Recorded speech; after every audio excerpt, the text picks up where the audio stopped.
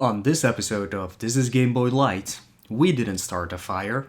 No, we didn't light it, but we tried to fight it.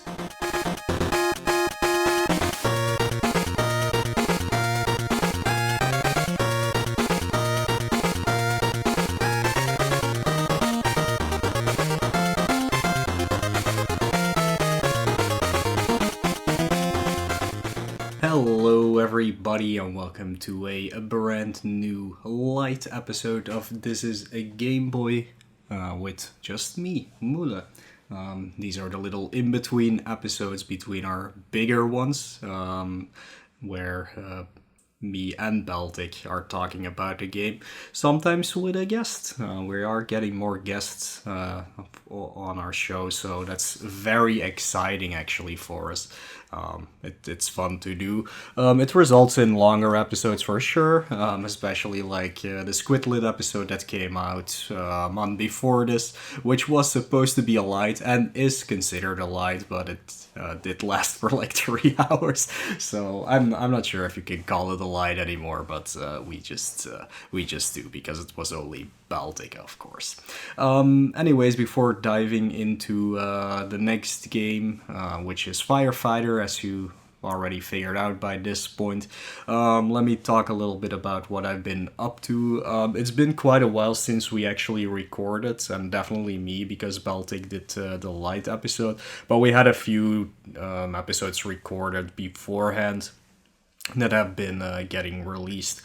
So I think it's been definitely over a month since I actually sat down to record something.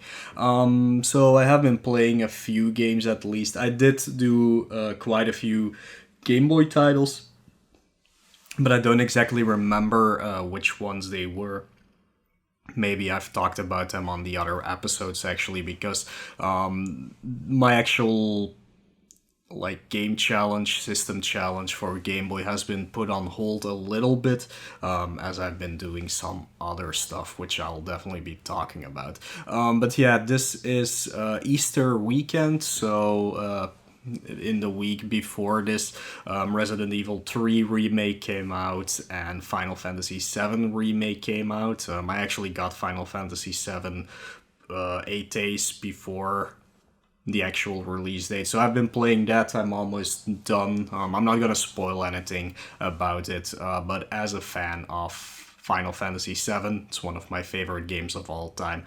All I can say is that they did a really good job. I'm really enjoying it. I love what they did with it, and I can't wait to see what they do in the future for the rest of the story. It's gonna be different, as they said before, which would make sense because I don't think the way they did this part would work for the rest of the game. Or maybe it will, but yeah.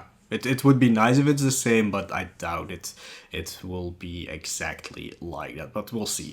Resident Evil 3 Remake, fun game. A little bit less impressed with it than the Resident Evil 2 remake. They cut out or replaced a few parts in the game that make the game feel really short. My first playthrough was 8 hours, give or take, and I played it again just because I'm trying to get some of the trophies and achievements and things like that.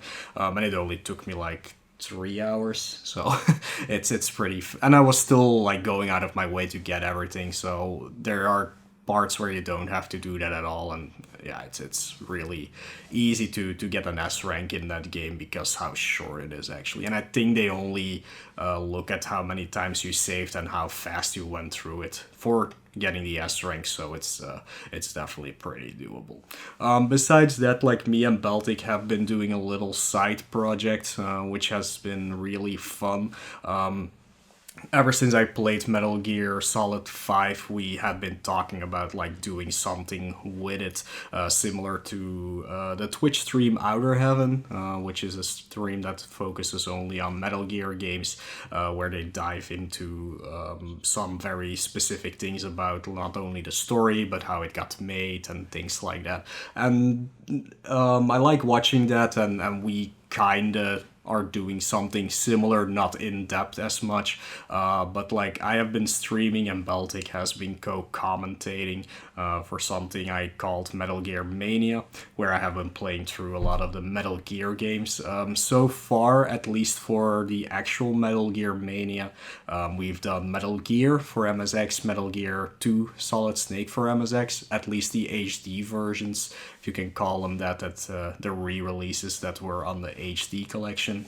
I've done Metal Gear Ghost Babel, and yesterday we finished up Metal Gear Solid.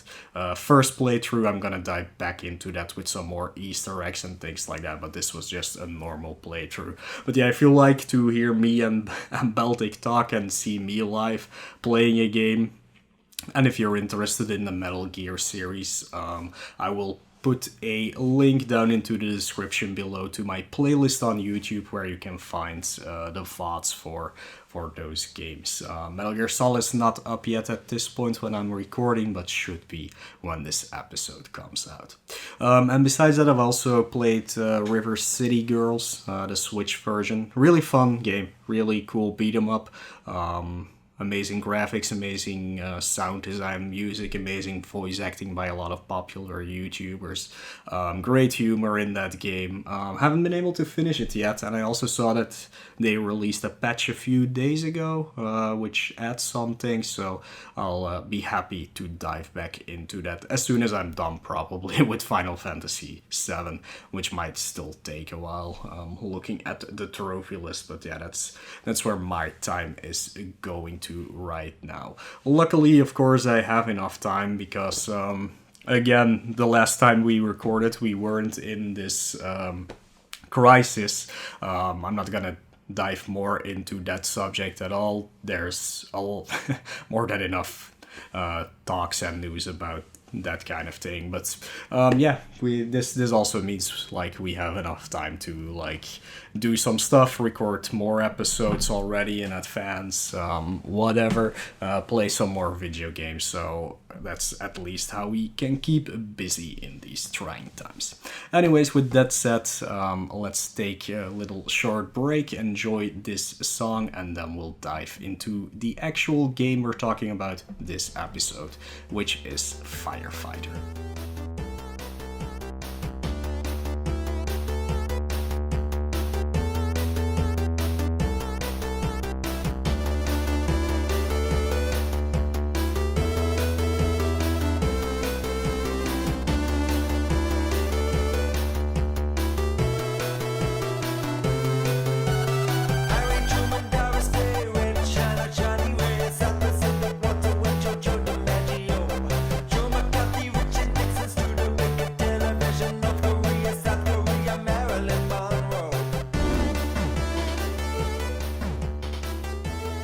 Welcome back, everybody. Hope you enjoyed that little song that Lex put in there. If it was my pick, it was just the 8-bit version of We Didn't Start a Fire, as I had trouble looking up the music of this game in a grabbable format for Lex to use. So yeah, hopefully she can still find some. Either way. Right, Firefighter is definitely a game nobody has ever heard of before, like I didn't before I started playing this game. Probably the reason for that is because it only came out in Europe and didn't sell that well, of course, but it was due to have a North American release, but it got cancelled. But yeah, the game came out in 1992, so that's pretty early in the Game Boy life cycle, only 3 years in, so pretty early game, but it doesn't show. Like, when you look at the graphics of this game, it actually looks pretty good for that time period, and for this game, really. It was developed by Teeny Weeny Games, probably also a company you've never heard of. At least for Game Boy, they released 2 other games, which were Xenon 2 and Shoplifter 3. I believe Xenon 2, it's a shoot 'em up, I'm pretty sure of that, but I'm struggling to remember what system it came out on.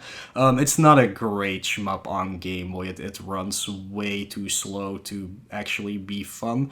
But if I do remember correctly, it's also a unique one where you can go backwards. So that's something you don't see very often in shmups. Choplifter, well-known series. It's the one where you fly a helicopter and rescue people and get them back to safety. Teeny Weeny Games actually began in 1991.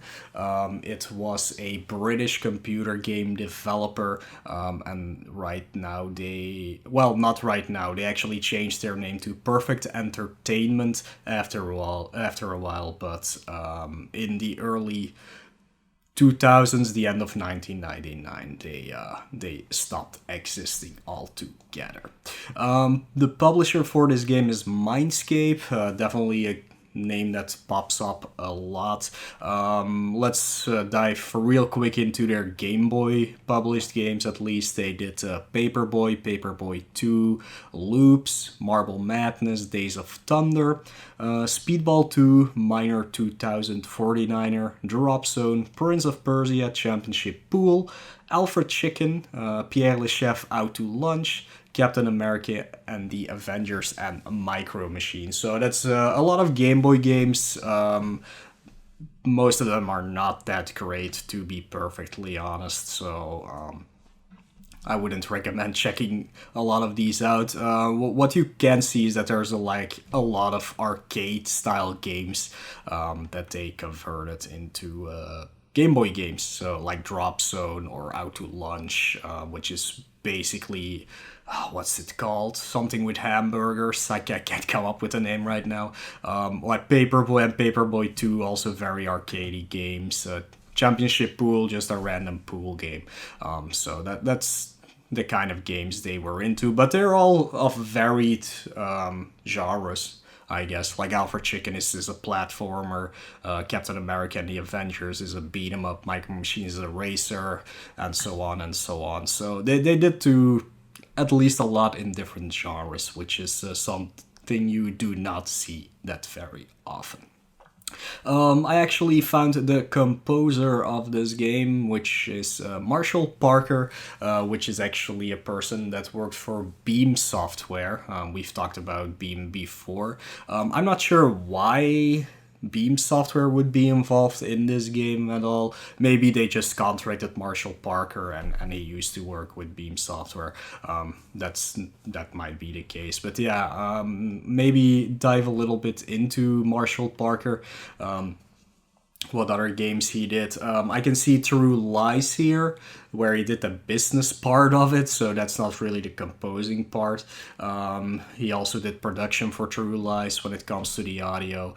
And like right now in his life, he has been working on, and Belting is gonna love to hear this, he has been working as an audio director for a lot of the Assassin's Creed games. Like I can see Rogue, Origin, Syndicate, and Unity on here on this list. So yeah, he's still definitely working. Like his last listing was in 2018. So yeah, that's a little bit on how this game got made. So let's dive into the actual game itself right now. I'll explain the plot of this game to you. It's gonna be a lot to take in, so take a seat, get yourself comfortable, get yourself a drink and then something to eat, because we will be here for a while. So here is the plot of Firefighter. You are a firefighter. You put out fires and rescue people. That was the plot of Firefighter. Now, maybe there is a plot to this game. Maybe if anybody has a manual, it is indeed not available on the internet, so I couldn't look it up. There's also no walkthrough written for this game or anything which has a summary of the plot. So yeah, that's basically it. You play as a firefighter and you rescue people from places that are on fire. That's literally all there is to it. Diving into the gameplay though, when PLD actually picked this game for me. I thought this was gonna be an arcade style game, something like Elevator Action or something like that, where you just go for a high score, but just have to repeat the same stage over and over again. I was also thinking like something like the actual firefighter game that came out on Atari or on the Game and Watch series, where like there's a burning building, people are jumping out, you have to like get them on the cloth and put them in the ambulance. But I do think that this game is based on that game for sure, or is like a reimagining of that game. I couldn't find more information about it exactly, but it does feel like that because your job is, of course, to go into buildings and rescue people, and then you have to bring them to the ambulance to rescue them. So it does look similar, at least. But you're playing as one character, one firefighter in this game. It's basically a platforming game, but not really, because there's not that much platforming involved, at least not in the earlier stages. But your mission is to rescue all the people before the fire devours the entire area you are in. There is actually a meter at the bottom of the hut that shows you how far the fire is being spread, and that's basically your timer, like how much time you have to finish the stage. You can make the meter go down, however, by putting out some fires that you run across.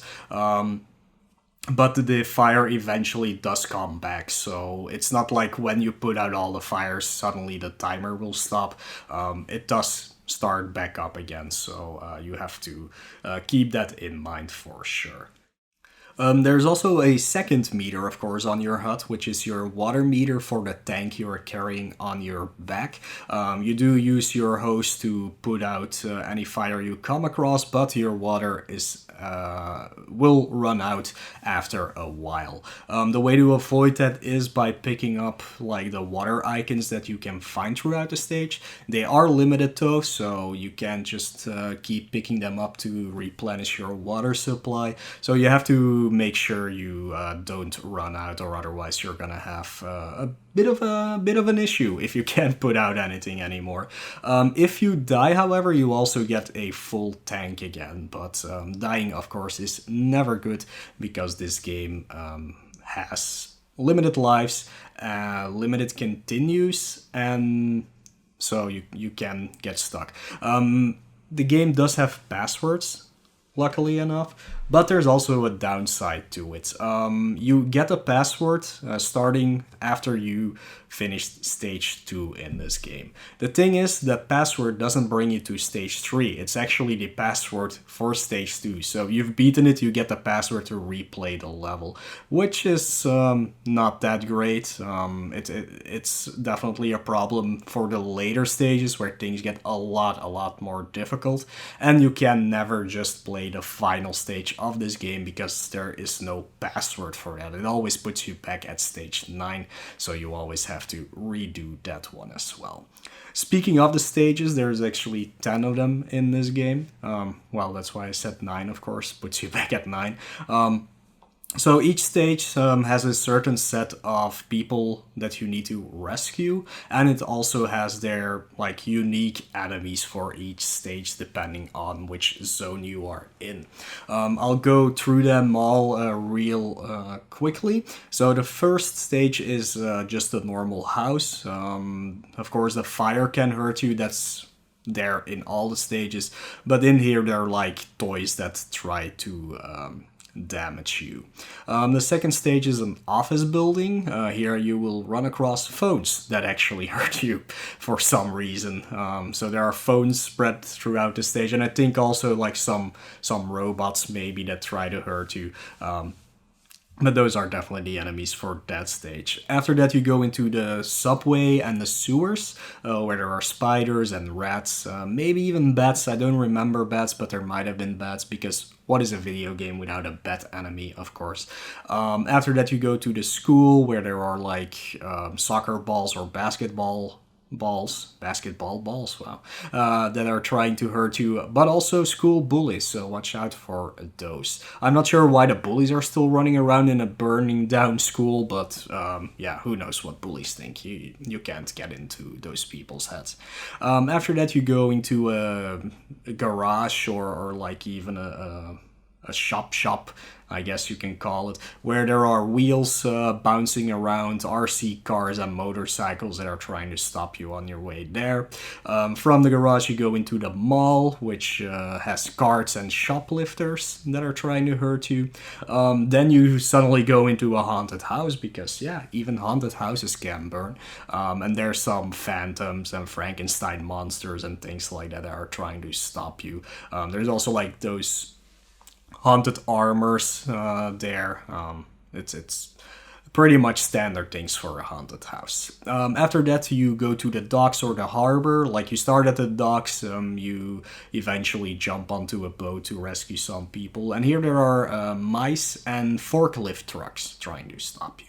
After the docks, you dive into a factory where there's like electricity that you need to shut down, but also power tools that try to kill you, so that's always fun. And for the final stage, you actually go to a apartment complex, so pretty standard thing, where there are some mice that will try to kill you. So yeah, that's actually all the stages in this game.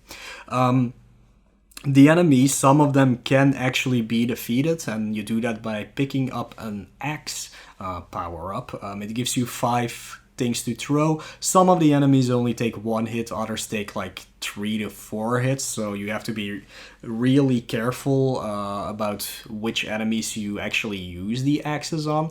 Most of the enemies can be avoided by jumping over them or waiting for them to like cycle past you, I guess. But some of them you do have to take down, especially those that are in parts where you have to go through multiple times, just to make life easier for you, and then you can get some better timing so the fire doesn't spread too much. There's also another upgrade, which is it's a shirt. You can find a shirt which gives you invulnerability.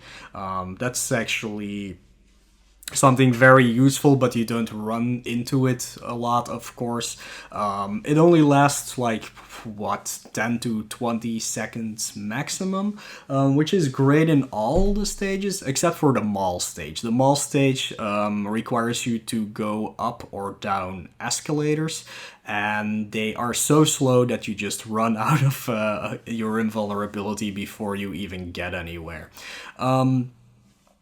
You do have a health bar, so it's not like a one-hit kill in this game. You can actually take 4 hits before losing a life, and you always start with 3 lives, if I remember correctly. I do believe there are some like hidden zones. You can't really call them hidden zones, but they're like kind of more out of your way, that do offer you 1-ups. So that's always nice to have, especially if you know that you always have to beat 2 stages basically to get into the next part of the game, or to get the password so you can actually continue. So that it's pretty standard in that regard. This game is pretty unique because there's nothing like this on Game Boy, really. It does sound like a very standard traditional game, traditional platformer, but it is very unique because I haven't come across anything that even resembles this game. It's basically a stage-based puzzle where you have to figure out when to take a certain power-up, which fires to put out on your way to try and rescue certain people, which fire to leave alone because it's just a waste of time or water. And you also have to like route the entire stage yourself to figure out like, these are the people I have to get to first, because that gives me enough time to actually get to the other ones later. Like I said before, the first few stages, you can do kind of whatever, especially up until the garage stage, which is stage 5. But after that, the timing gets like very specific, so you do have to like consider what you are doing, and you probably have to play through some stages multiple times to figure out how to exactly tackle them. But yeah, that's actually pretty much it. Like if you are not sure how this game works, definitely check out my playthrough of it. Maybe you're interested in it. Maybe you want to play it for yourself. If you know the stages, the game will take you like an hour and a half, I would say. But if you're blind to it, I'm gonna say it took me around 3 hours to get through it.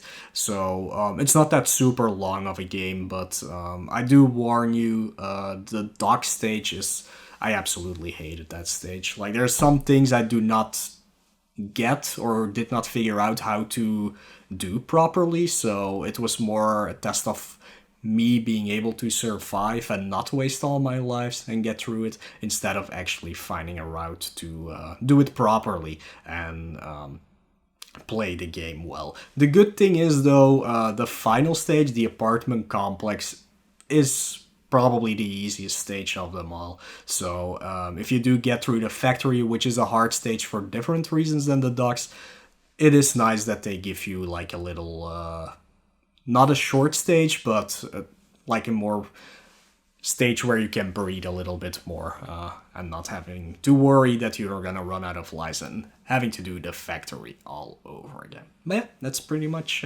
all I have to say about this game. Let's look. Let's quickly glance over the cover art. It's nothing very special. It just has the logo on it. It has a little firefighter guy on it with the number 78 on his hat. I don't know, maybe that's a reference to something. I don't know that much about firefighting. It's orange, yellow, reddish cover, like trying to show that there's a fire going on, and the firefighter is shooting water bubbles out of his arm cannon, so he's kind of like Mega Man, apparently.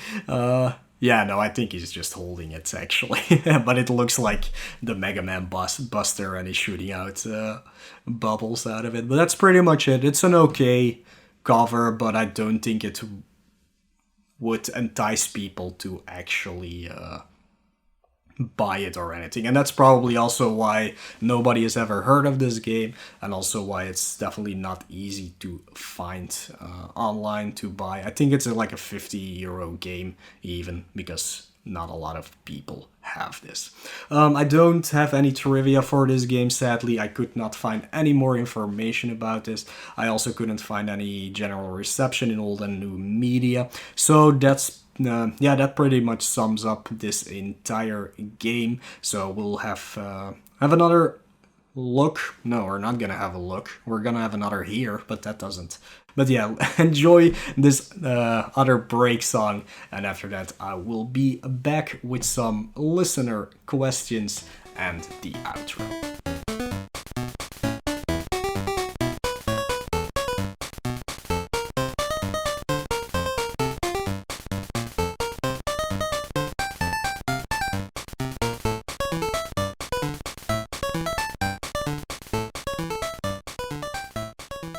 Okay, we're back, and for once we do have a lot of listener questions for this episode. Sadly, none of them are actually real questions. So, well, some of them are, but I'll try to go over them as quickly as possible. So Toucan Sam says, what fighting style does Fire use? Karate, Kung Fu, or something else? Well, actually, Fire uses a technique called Burning Fist, or called 10,000 Divine Fist of the Dragon King, which is a move that got invented by Paul Phoenix in Tekken 2, so the Fire adapted that fighting technique, actually. Suffer UM asked, would this game be more satisfying if you get to rescue the toys instead of the babies? Yeah, I didn't go into that, but you do rescue a lot of babies in this game. I don't think it's all babies, if I remember correctly, but most of them are. I don't know what all these babies are doing everywhere, but would it be more satisfying to rescue the toys? No, because it literally would still be the same thing. Sufferum also asked if someone created a leaderboard for this. I couldn't see one. Would you guys run it? Yeah, that's why I didn't talk about a speedrun either, because there just isn't one. I'm not sure. Like myself, I'm really not into speedrunning myself anymore. But it would be interesting to see it. But I think it would be a pretty long one for sure. Like I think it would be like an hour-long game. Because you can't really get skips or anything as far as I can see. So yeah, maybe like we can always see. Lex asks, is it like the weird Super Nintendo firefighting game? No, it is not. I thought at first that it was gonna be. That's another like firefighting game. I don't remember the name of it. That's another like one that not a lot of people know of, but it is not like that. It's not like a top-down arcade shooter or anything. So it's like I said, it's a platforming puzzle game basically. Baltic asks, is it as good as Lawnmower? I guess he means the homebrew Lawnmower. No.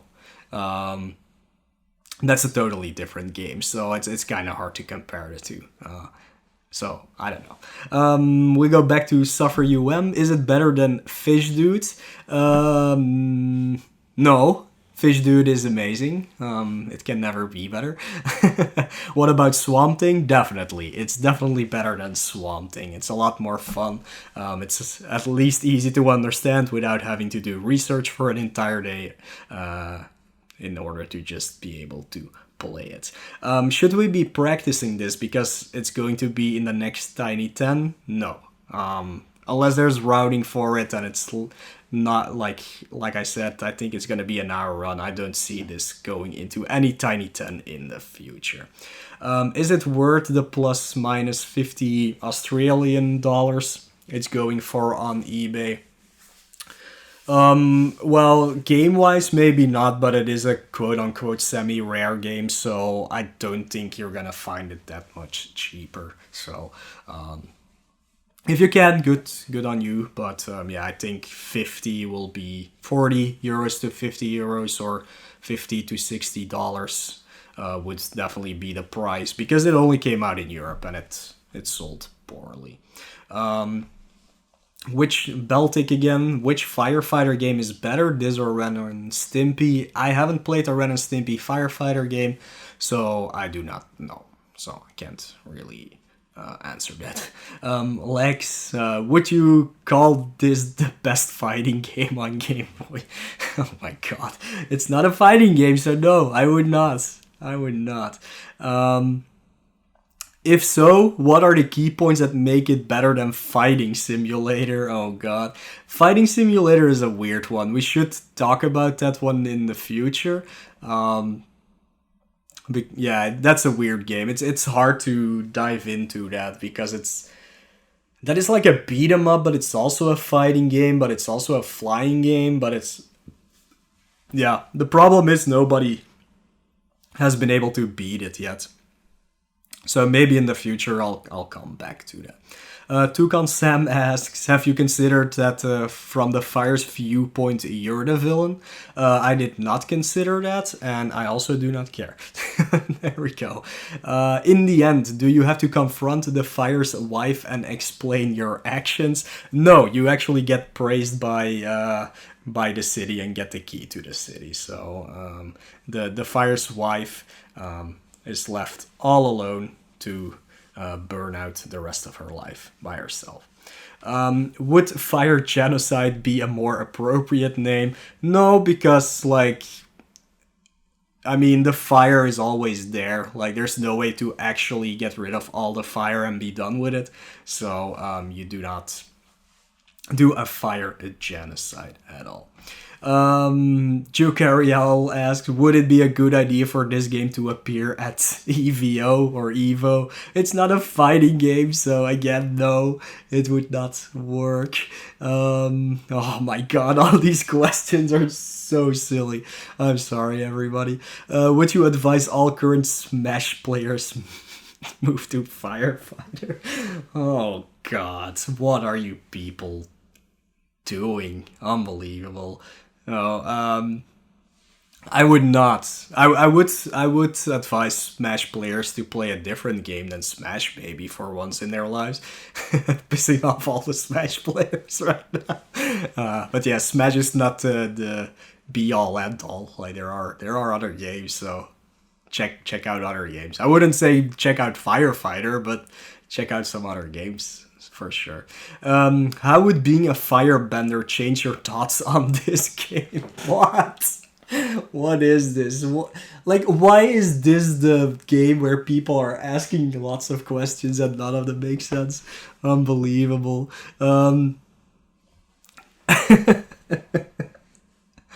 Oh god. Yeah, I can't even answer that. I'm not too well known or well versed in the Last Airbender series to actually form an even funny answer to that. Is it better or worse than Water Fighter? It is at least a lot hotter than Water Fighter. So there you go. Yeah, those were those were all the questions that silly people asked about this game. So yeah, there we go. That pretty much wraps up everything about this. Where can you find us to contact us with more questions that have nothing to do with the actual game? You can do that through our Discord, of course. You can get in touch with us on the Twitters, on Twitch, on YouTube, even if you want to. You can probably also email us, but I'm not sure if I put a link anywhere to our actual email address. But yeah, you can also, of course, comment on all of these episodes, either if it's through SoundCloud or Apple Podcasts or whatever else you're using out there. I'm sure those questions will reach us. You can find me on the YouTube, the Twitch, and the Twitter, all/Moelle, which is MOELLEUH. You can find my co-host, the Baltic, on Twitter, on Twitch as Baltic Gaming. I think also on Instagram as Baltic Gaming. And he also has a YouTube channel. You can type in Baltic Gaming, because he doesn't have like an actual URL for it yet. Our lovely producer who asked most of these silly questions. You can find her on Discord as Legs. You can find her on Twitch as SprintingLegs. On YouTube as Legs for sure. But she also has her own website, which is www. Yes, you have to say that. Don't you know that? You explicitly have to say www, sprintinglegs.com. If all these things are too hard for you to remember, you can just go to our website, which is gbrunners.com/TIGB, where there are links to all of these things, so that's a lot more easy than typing in all of those URLs. You can also, of course, find a link to our Patreon on there, where you can subscribe to the podcast and get some access to some exclusive things like our show notes or some behind-the-scenes channels in our Discord, or even some special blooper reels that Lex puts together once in a while. We are still trying to push for that $20 a month goal, which will make us do more live podcasts, so you can actually watch us do these things if you are interested in that. If you do not want us to do that, you can also just become a patron and just say, please don't do any of these live things. I do not want to see you at all. So I mean, that works fine for me as long as you give us money. That definitely works. But yeah, we will be doing some more things through Patreon soon as well. I do have some time to come up with some cool incentives for people to join us on the Patreon. And big shout out to the 4 patrons we have right now. That's really great. Which means we're halfway through our goal of getting that $20 a month. If you do want to support us, there is also a way through PayPal, like you can do like a one-time donation thing or something to help us out. Pay the bills. They are coming up actually just to host everything on SoundCloud, to host our website, and of course everything extra we use to pay Lex. So it's always nice if we can provide her some monetary compensation for all the hard work she puts into making me and Baltic and all of our guests sound amazing. Not that our guests don't sound amazing. Like I don't wanna. Yeah, I'm sorry. You all sound amazing. Thank you for coming on the podcast. If you want to support us, but not through monetary ways, you can always, of course, just leave a comment or a good review on any of the applications you are using to listening to this podcast. So it puts us like higher up in the entire podcast ranking, so more people find out about us. Or you can just spread the word that we exist and that more people should listen to us. More listeners is always what we are trying to achieve. Anyways, that is it for me for this time. We will be back, me and Baltic, that is, for our next full episode, which is about Top Gun, Guts and Glory. And let's just say that I will have some harsh words to say about Baltic about that game. So look forward to that. Later, man.